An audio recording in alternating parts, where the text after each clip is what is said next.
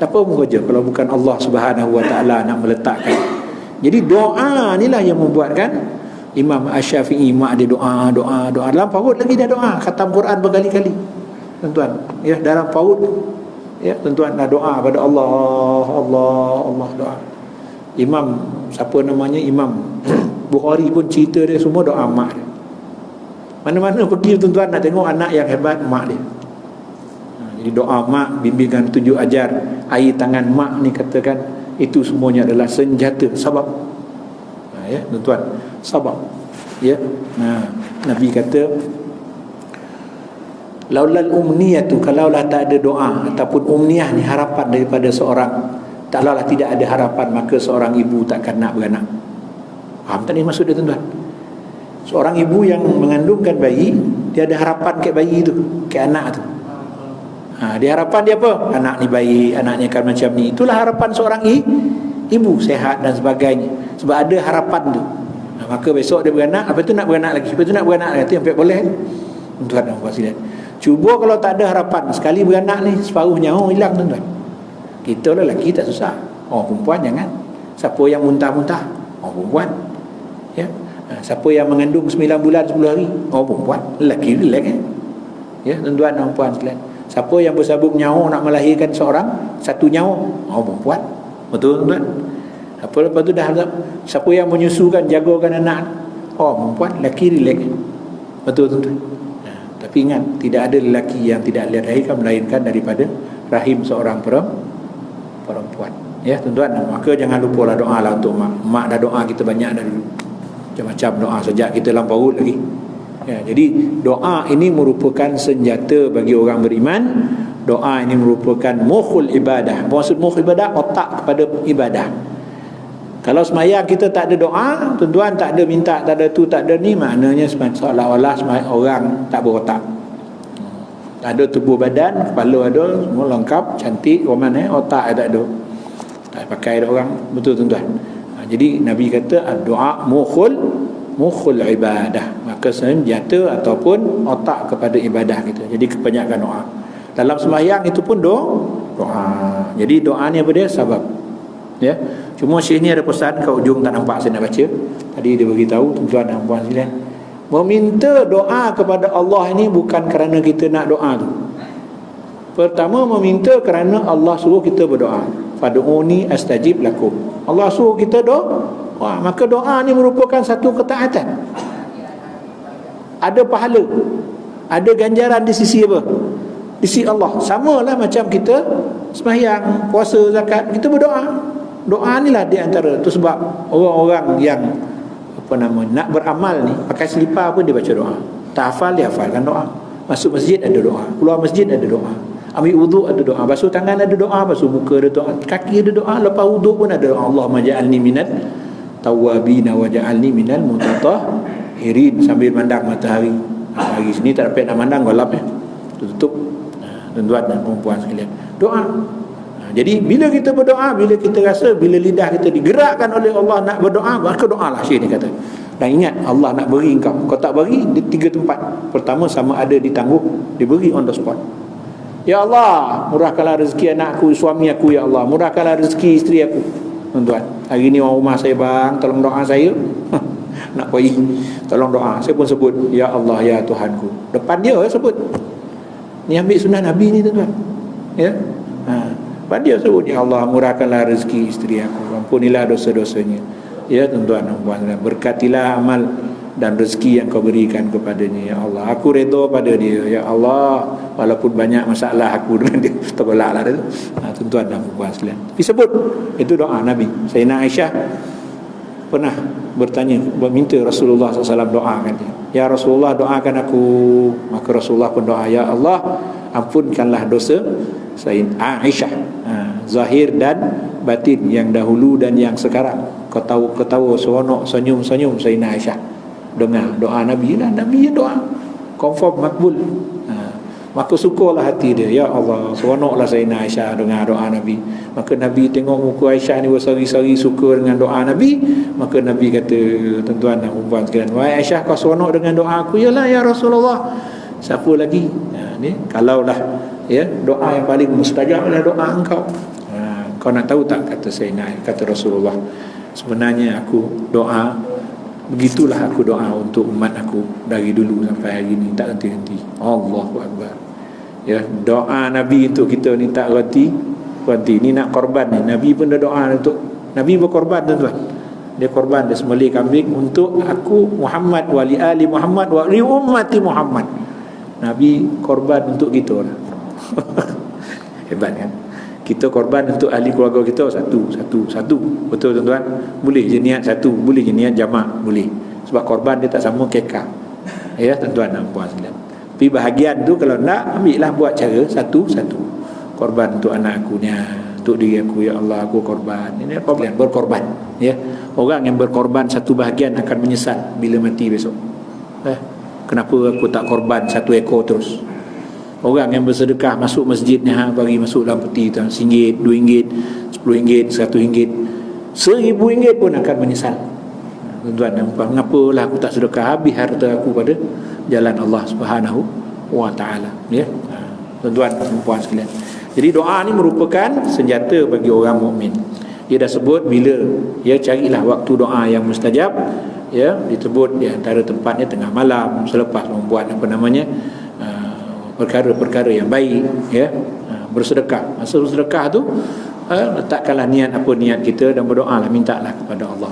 Masa pertengahan malam selepas ambil wuduk. Jadi orang yang apa ni, dia akan lidahnya sentiasa ingat, dia sentiasa minta dengan Allah Subhanahu wa ta'ala. Jadi yang pertama, jadi sebab untuk kita mendapat sesuatu.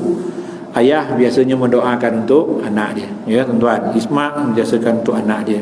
Isteri mendoakan untuk suami dia. Si suami mendoakan untuk isteri dia. Anak-anak mendoakan untuk ibu bapa dia. Jadi sentiasa Allah menengok, ya tuan-tuan dan puan sekalian. Doa ni memang main peranan, ya tuan-tuan dan puan sekalian. Allahu Akbar. Ya. Jadi apabila Allah dah bukakan lidah kita untuk kita berdoa, maka Rasul ni kata, ingat bahawa Allah hendak memberikan. Confirm Allah makbul. Dalam hadis lain tuan-tuan dan puan sekalian, Allah Subhanahu wa taala, tak nampak kabut rezeki, tak adalah nak baca hadis dia. Ya, sama ada doa kita itu Allah apa? Terus makbul. Tuan-tuan, Allah makbulkan doa. Terus makbul. Ya Allah, ya, selamatkanlah suami aku, selamat balik, isteri aku selamat, anak aku selamat, tuan-tuan dan puan sekalian. Ya, tu sebab bangun pagi kena baca maksurat, petang pun kena baca maksurat ni pada doa. Ya, asbahtu wa asbahal mulku lillah walhamdulillah la syarikalah la ilaha illa wa ilaihi nusyur. Itu apa namanya? Bangun tidur, betul. Allahumma ma asbaha bi min ni'matin aw bi ahadin min khalqika faminka wa adaka la syarika laka falakal hamdu wa laka syukr. Kita bersyukur dengan nikmat Allah waktu bagi betul pagi. Tuan-tuan, kita mati besok semua kan nak tanya, betul. Wa amma bi ni'mati rabbika fahaddis. Akan Allah tanya nikmat-nikmat yang Allah beri. Mudah-mudahan doa yang kita baca, bersyukur pagi, bersyukur petang, maksurat yang kita baca tu lah. Allahumma ma asbahmi, Allahumma asbahtu mi, Allahumma asbahna wa asbahal mulku lillah walhamdulillah syarika la ilaha illa wa ilaihi nusyur. Asbahna ala fitratil islam wa kalimatil ikhlas wa ala dini nabiyina Muhammadin sallallahu alaihi wasallam wa ala millati abina Ibrahim hanifa wa ma kana minal musyrikin. Asbahna ala fitratil Islam, ya Allah aku berpagi-pagian dalam fitrah Islam, aku sebagai fitrah. Ya, kullu mauludin yulad ala fitrah. Semua anak-anak yang lahir dalam keadaan fitrah dia. Fitrah ni maksud dia apa?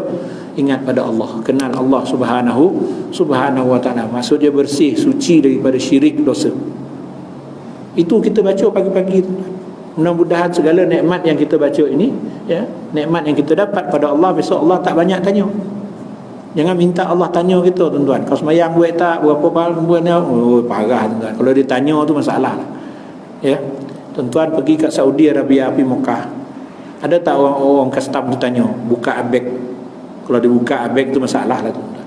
Cuba tanya kepada dia. Ya Allah, ya Allah, ya Allah. Apa kita bawa tak ditanya, tak disoal. Ya, tuan-tuan, saya belajar daripada Azhar, buat haji, sampai kat sana kena buka. Sebab banyak bawa barang. Sebab niat itu, masa bawa barang ni pula, kalau ada rezeki, ya, masa belajar dulu kan. Masa belajar, lepas buat haji yang pertama, buat haji yang kedua, saya bawa barang banyak-banyak. Ya, Antara barang yang saya bawa ialah buku, kitab.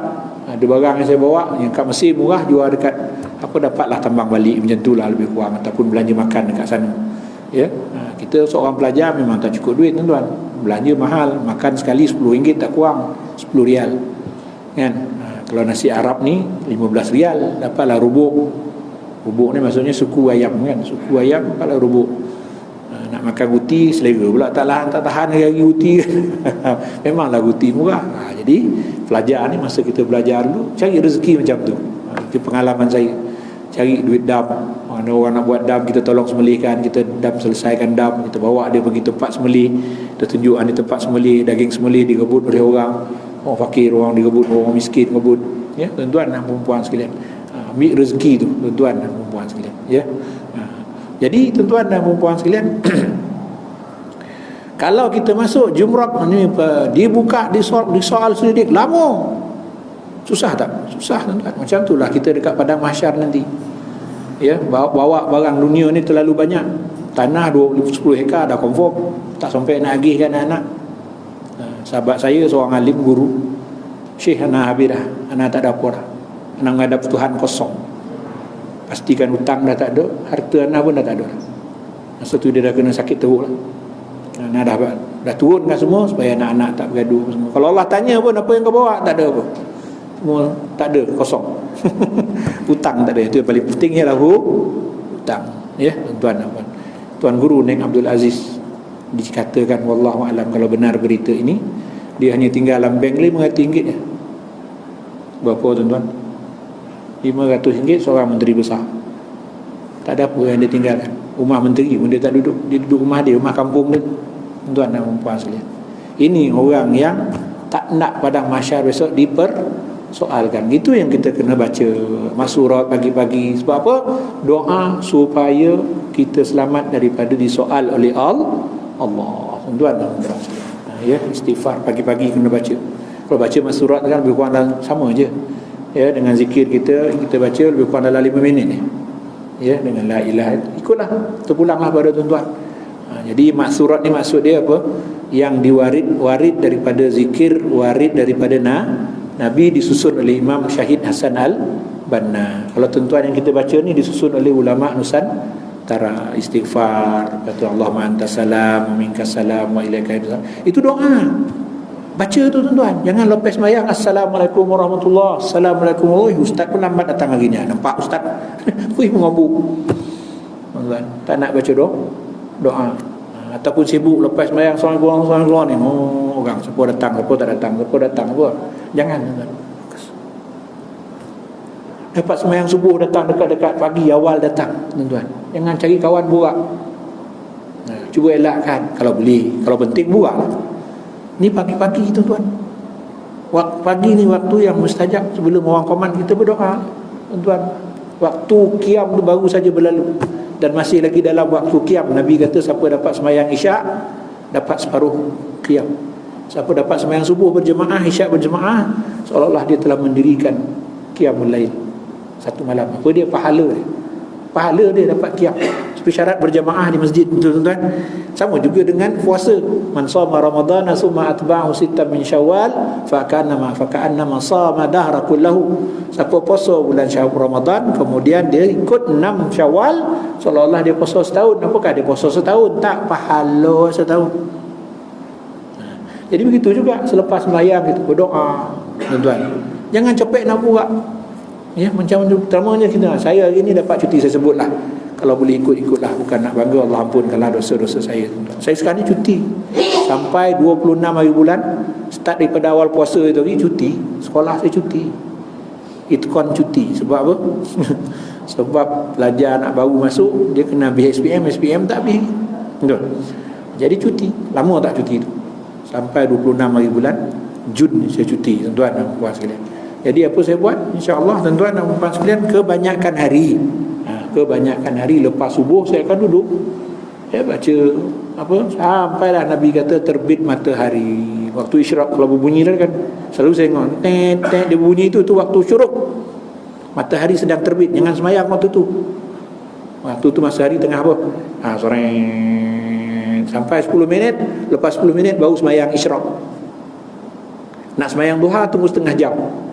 Lepas setengah jam waktu baru masuk waktu duha. Nabi kata apa? Siapa yang sembahyang berjemaah subuh, lepas subuh dia tak berbuat, dia duduk berzikir, ingat berdoa dan sebagainya, tuan-tuan dan puan sekalian, sampailah waktu syuruk, terbit matahari, habis dah terbit, mana dah habis dah tu, selepas berbunyi tu, ya, selalu 10 minit lah, waktu imsak kan 10 minit imsak, kalau dia kata 5.50 imsak kata kan, maknanya pukul 6 baru habis masuk waktu, mana 10 minit. Jadi bila terbit matahari, tuan-tuan dan puan sekalian, Nabi kata dia pun keluar, maka dia dapat pahala haji dengan pahala umrah. Tamataini dapat pahala haji, pahala umrah, sempurna. Jadi sepanjang masa tu, tuan-tuan, orang sekarang ni, ya Allah, baru-baru ni undang-undang keluar, siapa 65 ke atas minta maaf, tak boleh pergi. Pergi mana? Pergi Makkah. Dengar cerita lah, tak tahulah betul ke tidak. Ataupun ada penyakit, tuan-tuan, diabetes, kerajaan Saudi tak terima, jadi apa nak buat, tuan-tuan? Ya Allah, dah tak lapis pergi Makkah, duduklah masjid setiap pagi sampai matahari terbit keluar. Sekiranya kita dah ada kelapangan. Tapi kalau tuan-tuan nak ngawit sawit hari tu, janganlah tunggu, ya, ataupun motong ikut cakap ustaz sampai susahlah hidup, payah, jangan, tuan-tuan dan puan sekalian. Ada masa kita lapang, betul, tuan-tuan. Naknya apabila kita dah bersara, kita cuti, jadi ada masa yang saya sempatlah duduklah dekat masjid, saya kempen lah dekat ahli-ahli Korea, ya. Tak semestinya sekarang, tak semestinya lusa, masa sihat dengan nak buat benda tu, betul, tuan-tuan. Jadi setakat itulah hari ni, tuan-tuan. Jadi itulah konsep doa. Ada lagi konsep doa yang Syekh ni sebut, macam mana nak dapat doa yang makbul, doa yang diterima betul-betul oleh Allah. Tapi orang tasawuf ni apabila dah digerakkan lidah, maknanya bila kita ingat, insya-Allah makanan kita halal, kerja kita halal, mata kita tak buat benda yang tak elok, maka doa kita akan dimakbulkan oleh Allah. Kalau tak dapat segera, Allah akan tangguh. Kalau tak tangguh, dia tangguh kat dunia, ditangguh pula ke akhirat. Ataupun Allah Subhanahu Wa Taala makbulkan doa kita dengan mengurangkan yang susah, menambahkan yang sedikit. Takdir kita dapat bala, tapi dapat bala kono, tapi sikit kono. Faham tak ni, tuan-tuan?